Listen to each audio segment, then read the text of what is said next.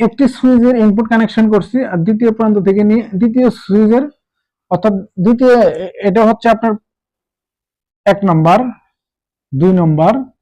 3 নম্বর 4 নম্বর emergency switch. একটি connection হওয়ার পরে দ্বিতীয় ইমার্জেন্সি সুইচের ইনপুট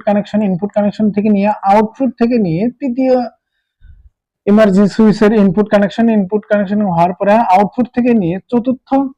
যে ইমার্জেন্সি সুইচটি আছে সেখানে কানেকশন করব আউটপুট থেকে নিয়ে